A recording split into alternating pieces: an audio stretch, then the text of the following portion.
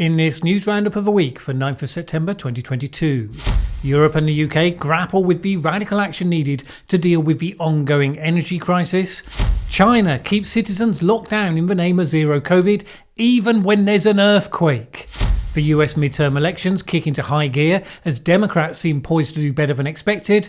And in this week's Short Thought, I reflect on two qualities we could all take to heart from the example of the late Queen Elizabeth II. My name's Mallen Baker. This is the Mallen Baker Show. Separately, both the EU and the UK were grappling with responses to the energy crisis this week. On the EU side, the European Commission made an intervention putting forward 5 ideas for EU-wide measures on Wednesday. This was an advanced sortie before an emergency summit a couple of days later of the EU member state energy ministers.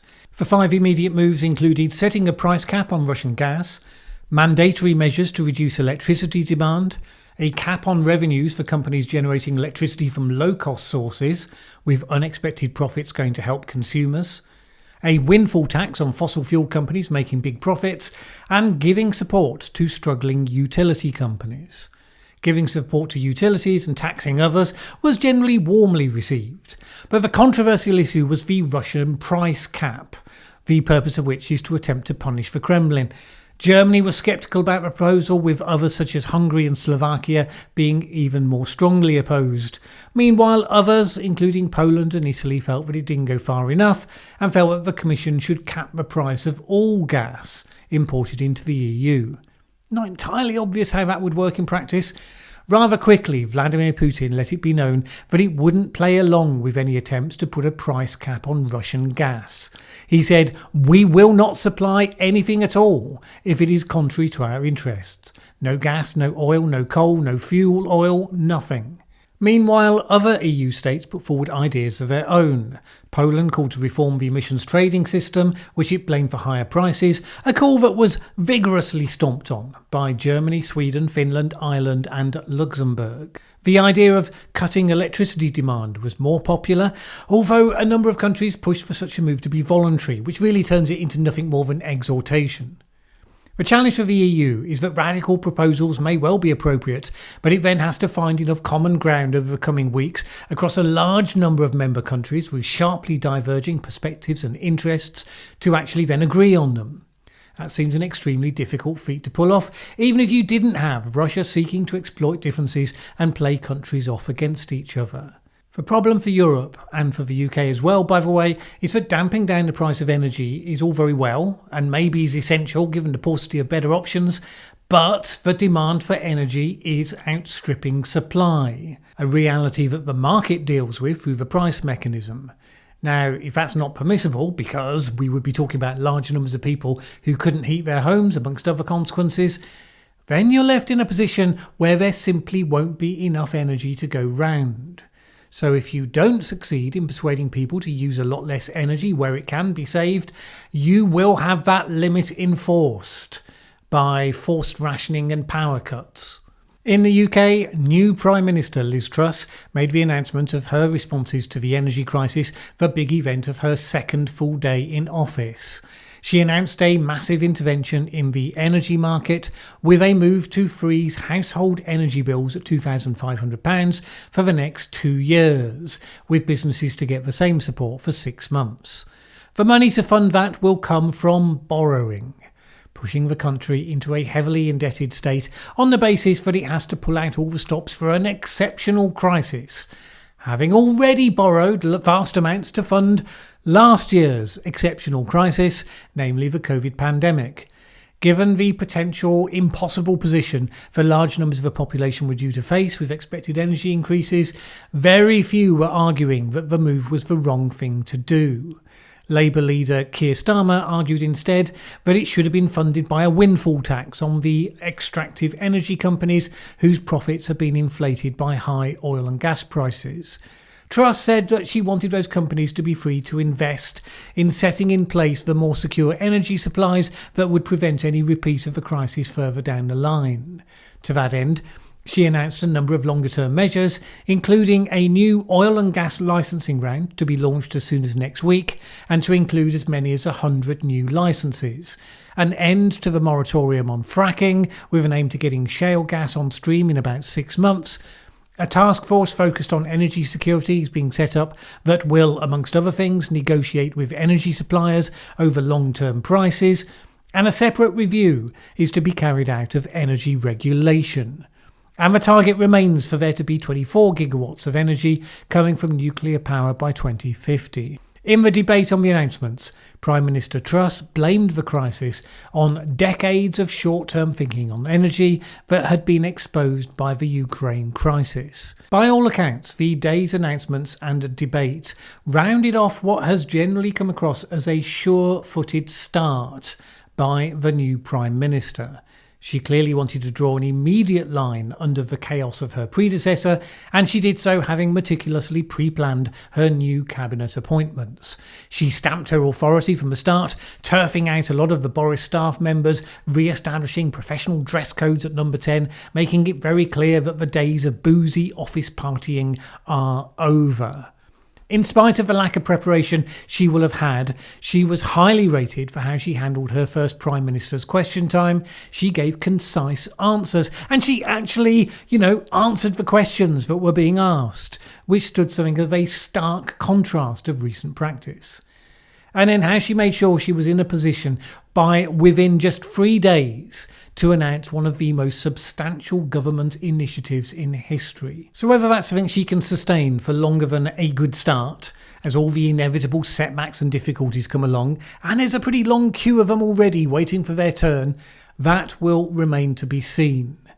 It's probably not helped by the fact that her announcement of the biggest single policy announcement of any government was pushed completely off the news altogether by the death of the Queen. As the person who is meant to lead the nation in mourning, Liz Truss is getting something of a baptism of fire in her first few days of office. Not that she's the only leader with significant challenges, mind. For instance, China's determination to stick to its zero-COVID policy hit a new test this week when an earthquake measuring 6.8 on the Richter scale hit their city of Chengdu, the capital of Sichuan. Chengdu, population 21 million, had been locked down last week following 700 COVID infections the week before. When the tremors hit, scared citizens tried to flee their apartments, scared of the buildings collapsing, only to be met by men in white hazmat suits blocking the doors and refusing to let them out, as one viral video showed. The quake caused 65 deaths and hundreds of injuries, according to the Chinese state media, which is not entirely famous for the accuracy of its numbers.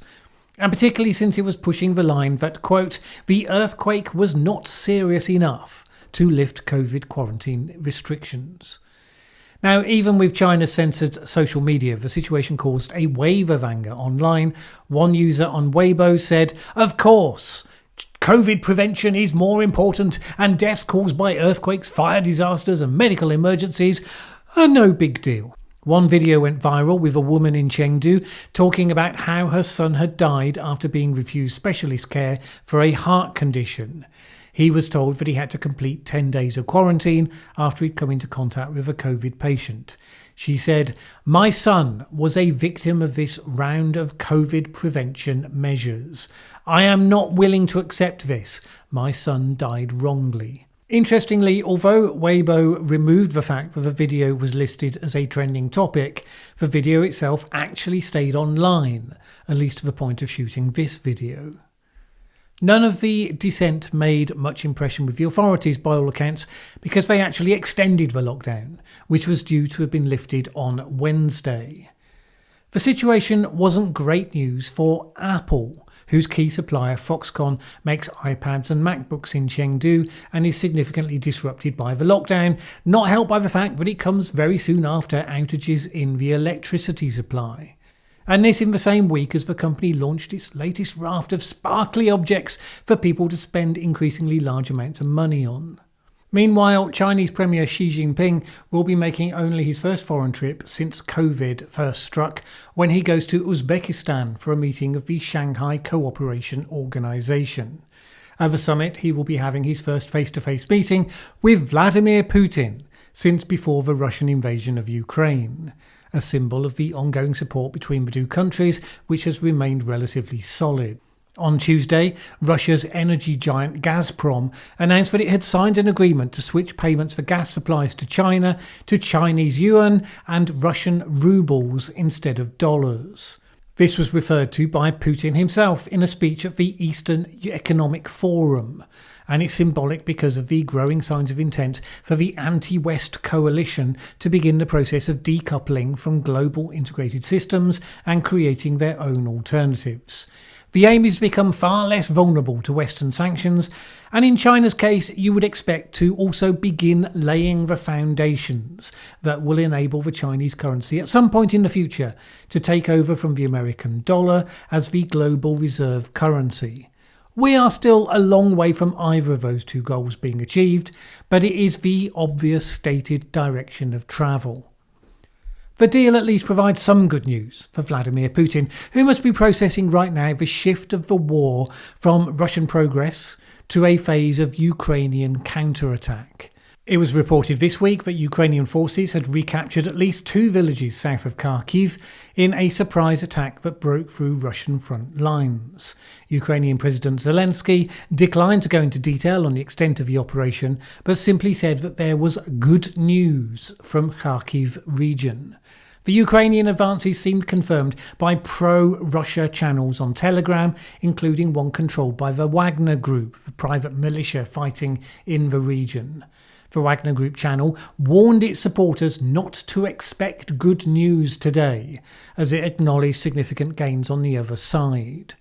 The Pentagon seemed to support the intelligence as well. Again, while not going into details, Colin Carl from the Pentagon told an event hosted by Defence News, "It is early days, but I certainly think things are going better on the Ukrainian side right now in the south than is true on the Russian side." America signalled its ongoing support for Ukraine this week with a surprise visit by Secretary of State Antony Blinken to Kyiv and an announcement of additional funding. But mostly Americans were turning their minds to other things. The campaign for the midterm elections in the US kicked off into its final push this week, as both parties have clearly mapped out their respective strategies, and right now the Democrats seem to have a spring in their steps because the perception is that theirs is the one that is working, or at least that has the momentum right at the moment.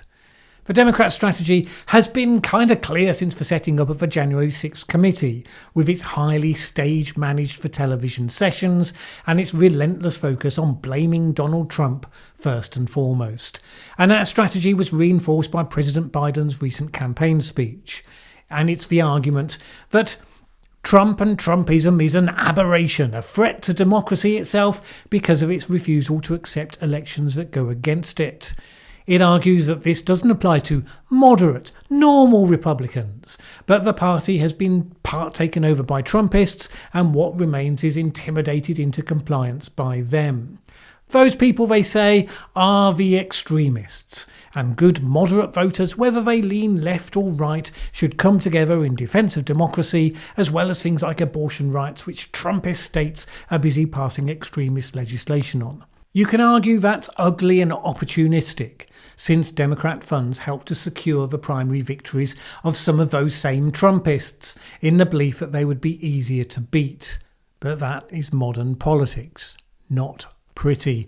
The other side, the strategy, is complicated by Trump, who has many features, but getting out of his own way and following an actual political strategy isn't one of them. So the rational strategic campaign was always to point to Biden's performance since he became president, his dominance by the extremist left, his administration's incompetence. It would be to point at the inflation that's been ravaging the country, pointing how this came at least partly from the administration's big spending bills. And it was to point at how critical race theory and gender ideology was being taught in schools, examples of which a number of parents found concerning. And it was to ride the wave of the president's unpopularity to an inevitable midterm backlash, which seemed almost guaranteed 6 months ago. But the Trump complication is, of course, that the former president sees himself as the main story, so he will continue to do rallies where he spends all his time complaining about being persecuted by the FBI, being robbed of the 2020 election, than he will focusing on the future and on the platform of his own candidates. which rather walks into the trap the Democrats have laid for their opponents. And the FBI raid has forced Republicans onto the defensive, because on the one hand, they are the law and order party, but at the same time, they are having to defend their former president for having apparently broken the law in a way that mid-ground voters mostly don't like.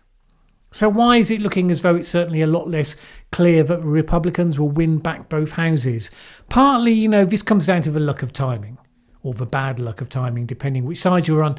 The advantage of having had things get so very bad for Biden for a while, with gas prices and inflation, for instance, is that when it begins to improve, even if it's still a long way adrift of where it was a year ago, recency bias means that large numbers of voters will just feel that things are getting better.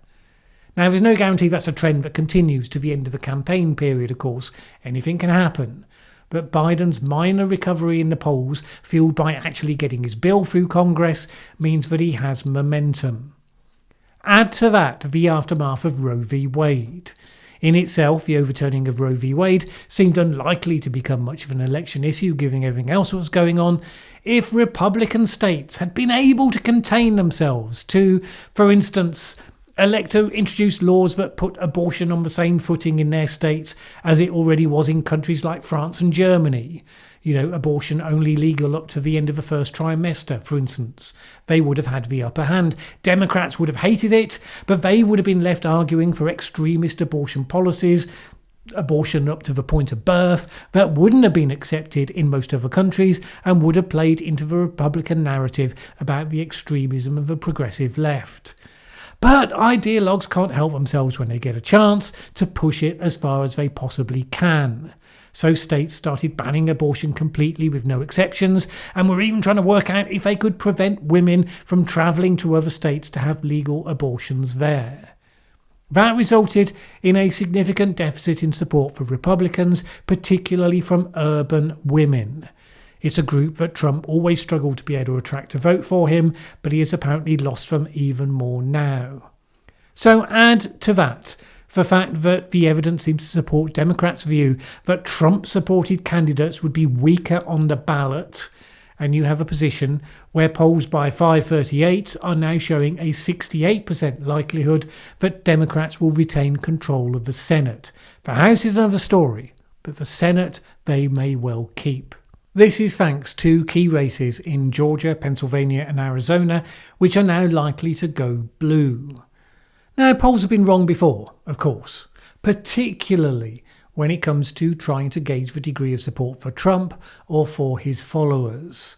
So all we really know for sure is that both parties have everything to play for, and accordingly you can expect the campaign to remain as energetic and vitriolic as it already has been. Whatever the final result, it will be taken as a key indicator for what's likely to follow in just a couple of years down the line. Pretty certain there's going to be some twists and turns to come. It's not my intention to add to all the personal tributes and emotional expressions there have been since the death of Queen Elizabeth II. I just wanted to try to isolate why this was something more than an expression of the power of an ancient institution. Because with all due respect to the new King Charles III, when he passes, there will no doubt be a degree of sadness, but nothing on this scale. And not just because of longevity, although there's certainly something in here about consistency, because this was a remarkable, in some ways inhumane bargain that the Queen was willing to strike.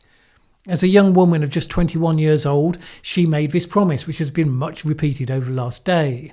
I declare before you all that my whole life, whether it be long or short, shall be devoted to your service. In a time when promises are lightly made, routinely broken, it is remarkable, frankly astonishing, that that is exactly what she did.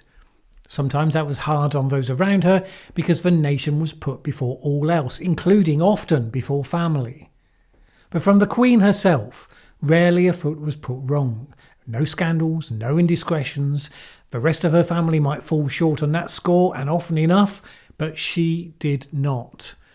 And that's the first thing that as she became our older queen, the country began to gradually realise, as it stood in contrast to all the political leaders and other public figures, her ongoing skill and just competence in the role.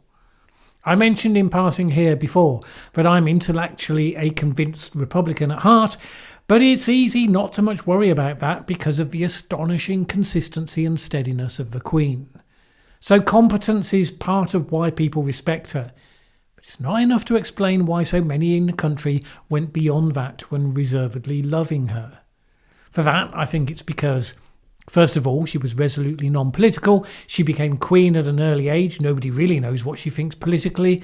But secondly, when she spoke to the nation, she spoke to our shared story, the shared hopes and fears of our common humanity. And although that was often framed as the shared story of the United Kingdom, but she was also the head of the Commonwealth, a role that she took as seriously as the rest of her roles. And maybe that's why she often enough spoke to common humanity in a way that was deeply felt far beyond those national boundaries. When she broadcast her message in the height of the pandemic, her words were being held up as inspiring in the US on both sides of the political divide, as well as in many other parts of the world where they were in similar positions. And it didn't matter whether you supported the exact policies that were being followed or not. Her words were more about the resilient and stoical nation coming through difficult times than they were in support of anything the government was specifically doing. A light touch you only gain by a lifetime of practice, maybe. So, at the end of the day, this shouldn't have been a shocking moment. I mean, a 96-year-old lady passes away peacefully. The world goes on. But there's no doubt by the accident of birth and the extreme good fortune of remarkable leadership vision of one person, she produced the experience of a head of state that we will be unlikely to see again as a people, never mind in our own lifetimes. Luckily for the rest of us, we don't get tested in a lifetime role which we never asked for and can never escape. But even in our own lives, we can still learn from the best, and we can strive to be competent and skilled at what we do, and to seek to connect with people on a level of our shared humanity more than we do on the things that divide us. When we do that, the arguments we have on other things becomes an infinitely healthier process, because in that context they make us stronger rather than tearing us apart. All right. My thanks as always to the good people who support this channel on Patreon. You know the score. I could not afford the time that I put into making these videos without that support. If you would like to join them in supporting the independent, fact-focused and non-ideological content I aim to produce here, please head on over to patreon.com/Mallen Baker. It is always appreciated. Either way, have a great week. My name is Mallen Baker. This is the Mallen Baker Show.